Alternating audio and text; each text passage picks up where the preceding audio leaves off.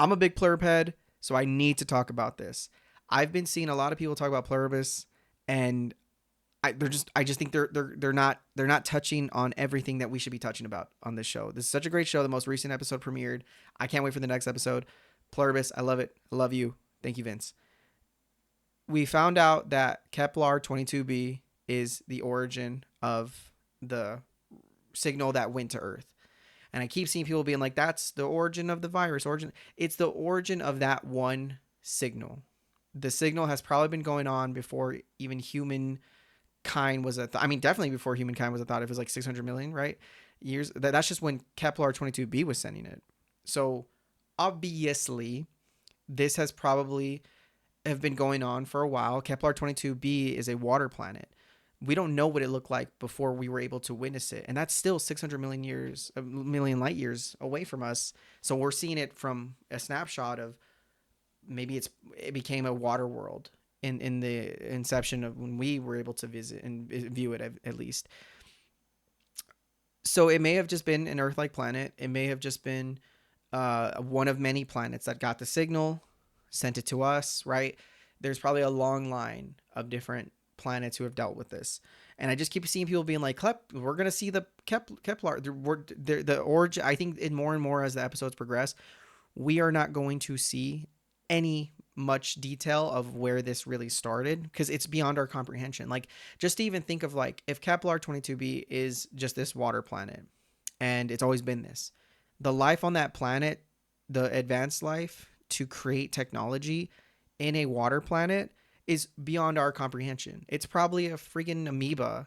And if you try to, like, there's a reason why when the hive talks about, you know, the stuff that they know, they go by human standards and scale, because I imagine like they probably share some memories of the amoeba that was on Kepler 22b, but the way to transfer that knowledge just doesn't seem feasible.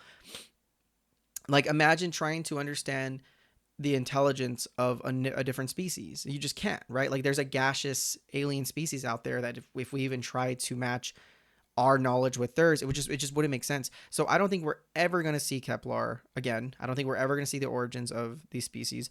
I don't think it's even pertaining to the story. I think we're going to focus on saving humanity, and that's how it should be, because I think to try to like rationalize how an alien species 600 million light years ago, who's probably one of billions who've been affected by this, it's just not, there's no way to comprehend that. It would be cool. I think it would be nice to see a little nod, but I don't think we're going to get much detail, and I'm okay with that. I like that this little, like, they have a somewhat of a knowledge of where they've originated from, but that's assuming a lot, and that's also beyond their comprehension. The hive isn't God. They're just a parasitic entity that is on humans. It's like, I don't imagine like a parasite that infects worms or the cordyceps that infects the ants in our on our Earth have that comprehension that we would ever, like, if say they had some intelligence that even matches ours, we wouldn't be able to comprehend it. So that's what I want to just kind of bitch about. Whereas like I've been seeing people like, we're gonna see that they're gonna come down and take over Earth, and I think there's no like bad theory, but I also think like there's more to the story than just it's an alien show. It's about the indomitable human spirit and stuff. So I think fast forward, we're gonna see maybe some details on it, but not a lot, and it's gonna be background, and it's not really gonna answer much. I think the way to stop them is going to be Manuso. I think he's going to be a key. I also think the Debate, I think his name is, he's going to be a key to this too. I imagine all the other survivors, they're just going to give in. They have the technology and they want to. They're just going to give into the hive. So we're going to see them drop. But I see Debate, Manuso, of course, and Carol be that defining factor and ideally save humanity, because they only have 10 years now, given what the hive said.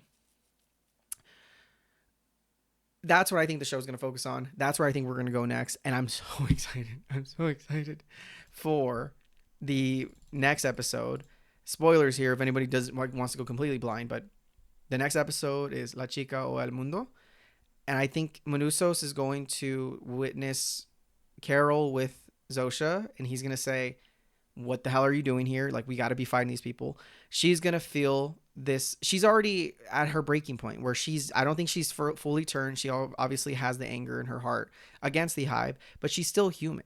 And for her to fall and give in to Zosha, I don't think she's fully giving in, but it's going to be hard. It's going to be a hard decision. But I think Manusos will make her realize that, like, we got to stop this. And I think he's going to get them closer. I really think his radio signal thing that he was doing was going to be the answer, especially to that Zosha said that there's like a radio frequency, like it's comparable. Like she didn't say it was one for one, but there's comparable uh, things when it comes to their communication that they could possibly break. That's my theory. But I am so excited. I mean, even just look at the description. Manusos arrives in Albuquerque and complications ensue. Carol is the last best place on Earth.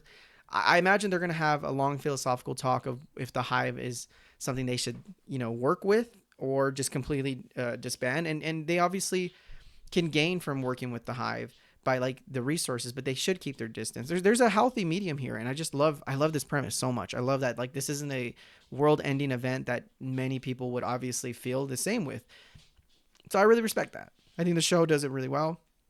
I'm so excited. I'm terrified that we're gonna lose Manusos. I love him. I want to see more of him. I like the Carol story, but I think it is running its course, and for another whole season, I think there's 3 seasons they're expecting after this.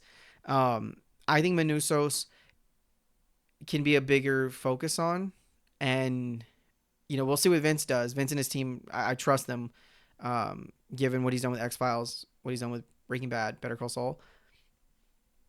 But I really think the only way to break it is going to be some radio signal. I don't think there's going to be like much detail needed from like they were first originated on Kepler 22c. Like I don't think it matters. I think it's going to be them using Earth technology to at least disrupt the wave, the brainwave hive speak.